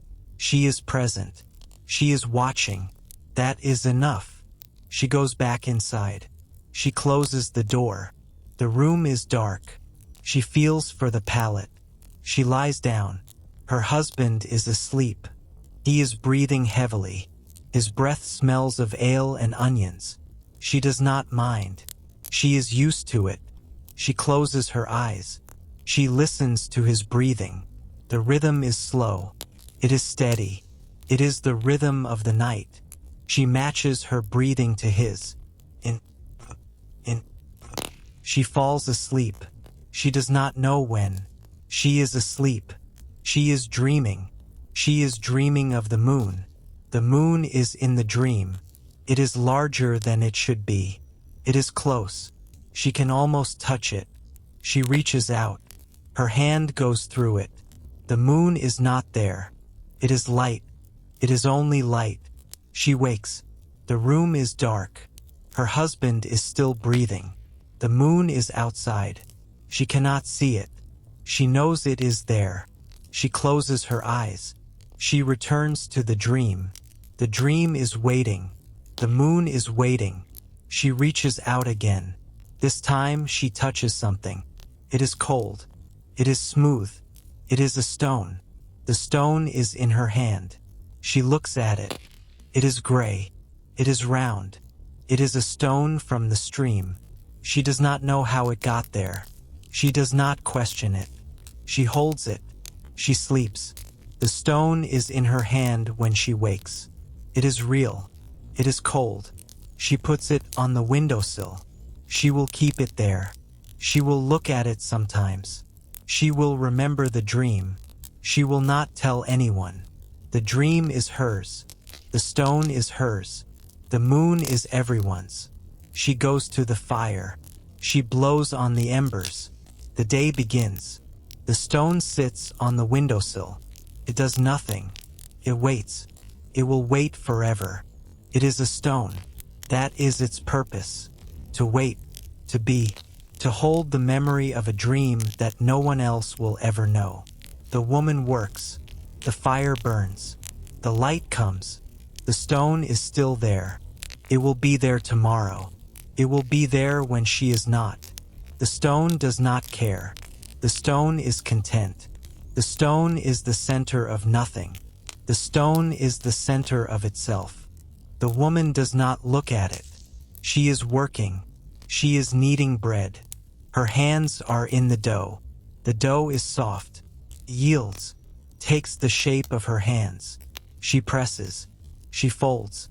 She presses again. The bread will rise. It will bake. It will be eaten. The stone will watch. The stone will not move. The stone will be there. The woman will forget the dream. She will forget the moon. She will remember only the bread. The bread is real. The bread is now. The bread is enough. She shapes it into a loaf. She sets it by the fire. She waits. The dough rises. The fire burns. The stone waits. The moon is gone. The sun is coming. The day is ordinary. It is the same as yesterday. It is different. It is the same. She does not know the difference. She does not need to know. She is alive. She is working. She is breathing. The bread will be good. That is all. That is everything. The market day begins before the sun. Carts line the road into town. The wheels are wooden. They creak. The oxen are slow. Their hooves sink into the mud. The drivers walk beside them, their shoes wrapped in rags to keep the wet out. The rags are old. They were shirts once. They were aprons. They were bandages. Now they are wrappings for feet. The feet inside are not clean. The rags absorb the sweat. The rags will be washed tonight or not. The driver does not decide. The driver decides only to walk. One step, another step. The town gate appears. The guard looks at the cart. He does not search it. He nods. The cart passes. The driver finds a place in the square. He unhitches the ox. He ties it to a post. The ox stands. The sides move in and out. It breathes. It waits. It will wait all day. It will wait until the cart is empty. Then it will walk home. Then it will eat. Then it will sleep. Then it will walk again. The ox does not know the word tomorrow. The ox knows only now. Now is the post. Now is the mud. Now is the smell of other oxen. The ox is content. The ox is always content. The driver lays out his goods on a cloth. The cloth is brown. It was white once. The goods are vegetables, onions, leeks, cabbages.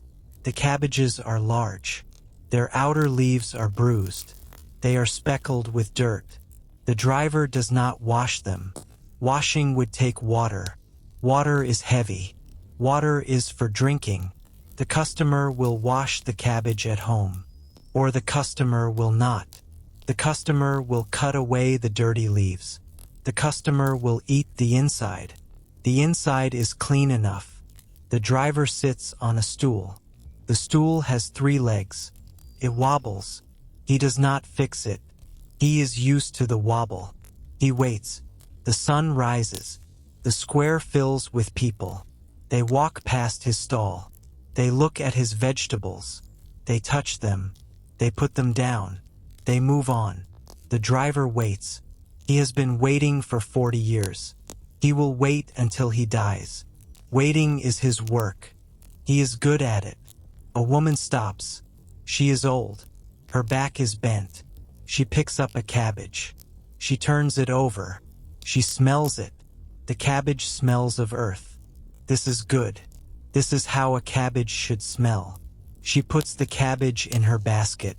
She gives the driver a coin. The coin is small. It is copper. It is thin. The driver puts it in his pouch. The pouch is leather. It is soft. It has been rubbed smooth by 1,000 coins. The woman walks away. The driver watches her go. She walks slowly. Her shoes are worn. He can see her heels. The heels are cracked. The cracks are deep. They are black with dirt. The driver looks away. He does not judge. His own heels are cracked. His own heels are black. He is the same as her. They are all the same. They are people with cracked heels and dirty hands and vegetables that smell of earth. The market continues. The sun climbs. The day warms. The mud dries a little. The dust rises. The dust settles on the vegetables. The driver does not brush it off. Dust is part of the market. Dust is part of the day. Dust is nothing. Dust is everything. In the tannery, the smell is thick enough to taste. The men who work here do not notice it. Their noses have stopped sending signals. The smell is in their clothes. It is in their hair. It is in the bread they eat at midday. The bread tastes of the tannery. They do not taste it. Their tongues have also stopped sending signals. The only signal that remains is the signal of the work.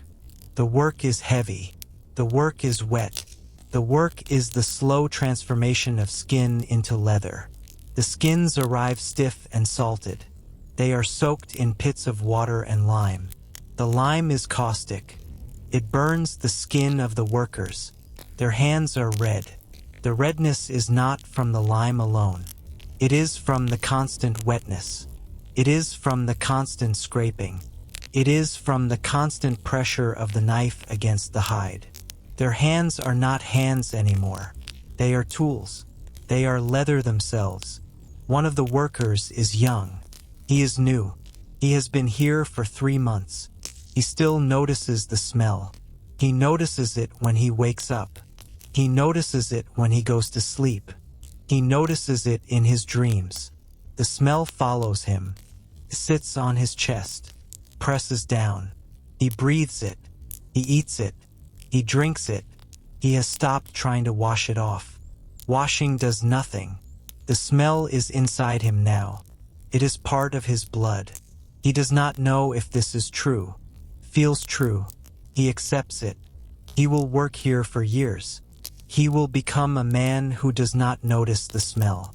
He will become a man who is the smell. His children will smell it on him.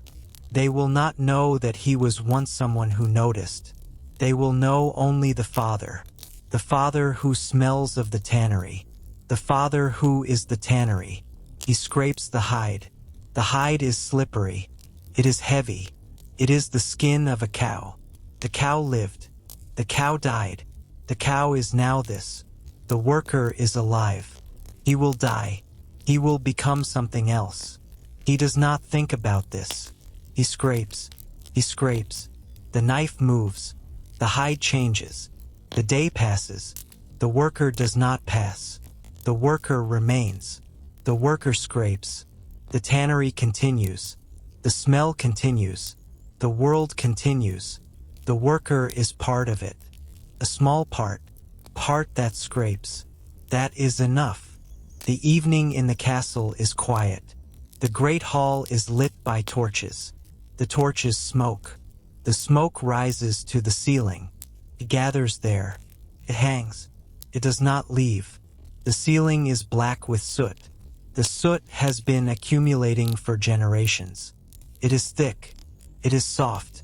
It falls sometimes. A flake of soot drifts down. It lands on the table. It lands on the bread. The person eating the bread does not notice. They eat the soot. The soot tastes of nothing. It is carbon. It is old. It is the breath of 100 fires. It is the memory of 1,000 meals. The person swallows. The soot goes down. It becomes part of them. They become part of the castle. The castle is not stone. The castle is soot and smoke and the grease of 1,000 roasts. The castle is alive. It breathes. It eats. It grows. It will outlive them. It will outlive everyone. The castle does not care. The castle is patient. The castle is the dark between the torches. The castle is the cold in the stones. The castle is the weight of the ceiling. The people are small. The people are temporary. The people eat. The people sleep. The people die. The castle waits. The castle is good at waiting. It has been waiting for centuries. It will wait for centuries more. The people do not think about this. They think about the meal.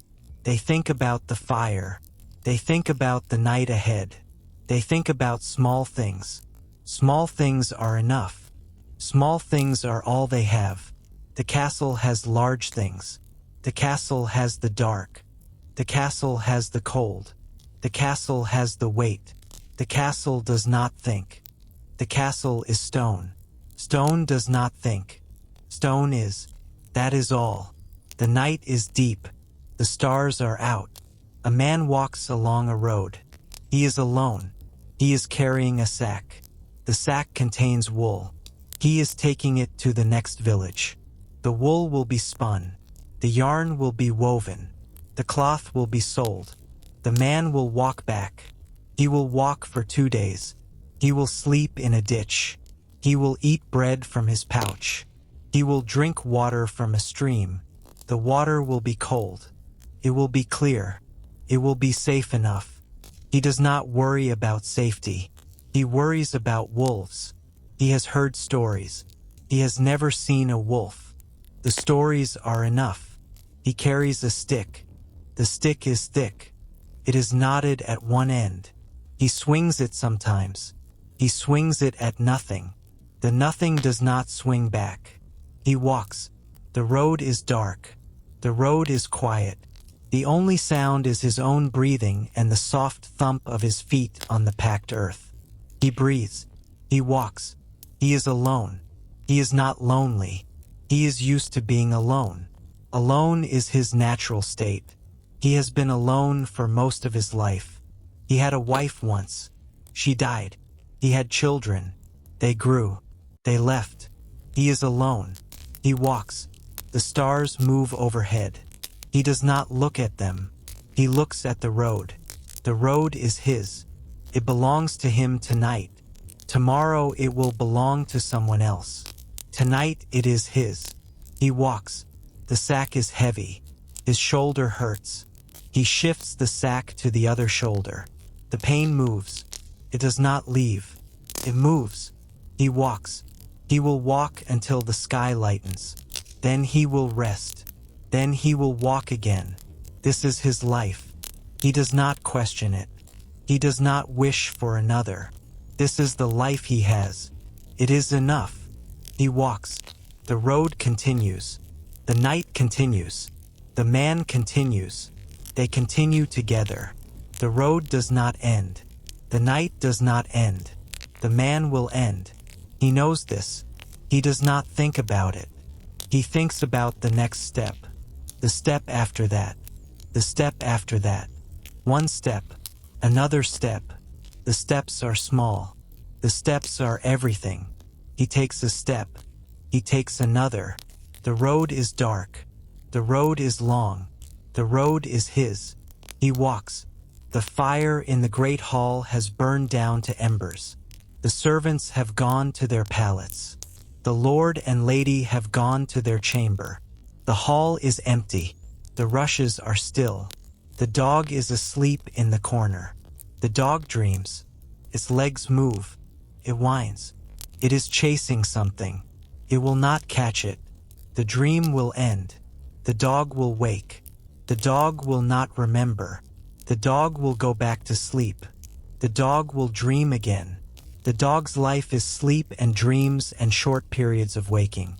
The dog is content. The dog does not know that it is content. Contentment is not a word. Contentment is a feeling. The dog feels it. The dog feels the warmth of the embers. The dog feels the softness of the rushes. The dog feels the absence of hunger. That is contentment. That is enough. In the chamber above, the lady lies awake. She cannot sleep. Her head hurts. The lead on her face is heavy. She feels it. She feels the weight of it. She wants to wash it off. The water is cold. The water is in the ewer. The ewer is across the room. She does not want to get up. She lies still. The pain in her head pulses. It is behind her eyes. It is in her temples. It is in the back of her neck. She presses her fingers to her temples. The pressure helps a little. She presses harder. The pain does not leave. It stays. It waits. It will be there in the morning. It is always there in the morning. She closes her eyes. She tries to sleep. Sleep does not come. She listens to her husband's breathing. He is asleep. His breathing is slow.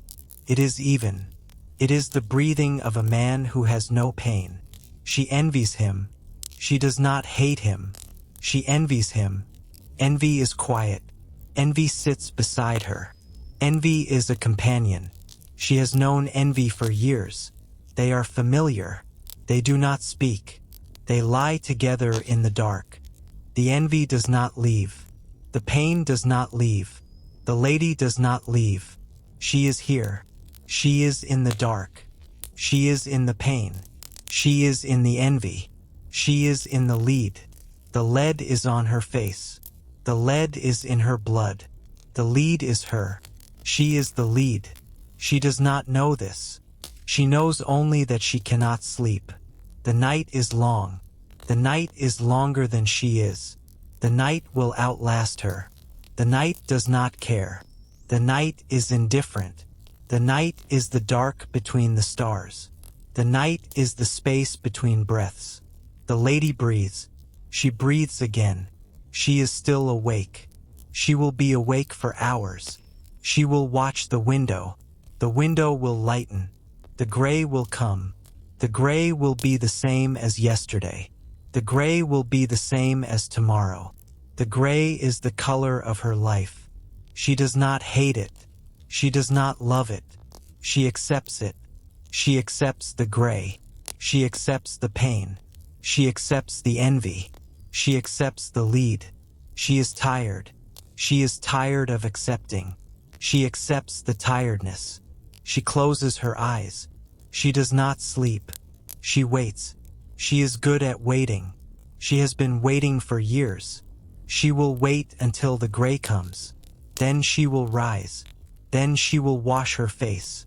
Then she will apply more lead. Then she will be beautiful. Then she will be pale. Then she will be the lady. Then she will wait again. The waiting is her life. The waiting is enough. The waiting is everything. She waits. The night passes. The gray comes. She opens her eyes. She sees the gray. She is not surprised. The gray is as she left it. The gray is constant. The gray is faithful. The gray is the only thing that has never left her. She rises. She walks to the ewer. The water is cold. She pours it into the bowl. She washes her face. The water turns white. The lead comes off in streaks. She looks at her reflection in the water. Her face is there. It is pale. It is lined. It is hers. She dries her face on a cloth. The cloth is white. It will not stay white. She applies the lead again. The paste is cool. It is smooth. Covers the lines. Covers the redness. Covers her. She is beautiful. She is pale. She is the lady. She goes to the window. The gray is still there. It is the same gray. It is the gray of the world. She looks at it. She does not smile. She does not frown. She looks. That is all. The gray looks back. The gray does not blink. The gray is patient. The gray is the color of the morning. The morning is the same as the night. The morning is lighter. That is the only difference. The difference is small. The difference is enough. The lady turns from the window. She goes to the door. She opens it. She walks down the stairs. The stairs are stone. The stone is cold. Her feet are bare. She does not feel the cold. She is used to it. She is used to everything. She is the lady. The lady is used to the cold. The lady is used to the lead. The lady is used to the gray. The lady is used to waiting. The lady is used to the night. The night is over. The day is beginning. The day will be the same as the night. The day will be lighter. That is all. The lady walks into the hall. The fire is being rebuilt. The servants are moving. The dog is awake. The dog stretches. The dog yawns. The dog is ready. The lady is ready. The day is ready. They begin. The day begins. It is the same. It is different. It is the same. The lady sits by the fire. She watches the flames. The flames are yellow. The flames are orange. The flames are blue at the base. The lady watches. She does not think. She watches. The flames move. The flames do not stop. The flames will not stop until the wood is gone. Then the fire will be rebuilt. The flames will return. The flames are patient. The flames are not patient. The flames are hungry. The flames consume. The lady consumes nothing. She sits. She watches. She is the lady. The lady is still. The lady is the center of nothing. The lady is the center of the fire. The fire is the center of the hall. The hall is the center of the castle. The castle is the center of nothing. Nothing is the center of everything. The lady does not know this. The lady knows only the fire. The fire is enough. The fire is warm. The fire is light. The fire is the opposite of the night. The night is over. The night will return. The night always returns. The lady will be ready. The lady will be waiting. The lady will be the same. The lady will be the gray. The lady will be the lead. The lady will be the fire. The lady will be the night. The lady will be everything and nothing. The lady will be the lady. That is all. That is enough. The fire burns. The day continues. The lady watches. The world turns. The world does not stop. The world does not start. The world continues. The world is the same. The world is different. The world is the world. The lady is the lady. The fire is the fire. The night is the night. The night will come. The night will be dark. The night will be deep. The night will be the same as every night. The night will be different. The night will be the night. The lady will be there. The lady will be waiting. The lady will be watching. The lady will be the lady. The night will be the night. They will be together. They will be alone. They will be the same. They will be enough.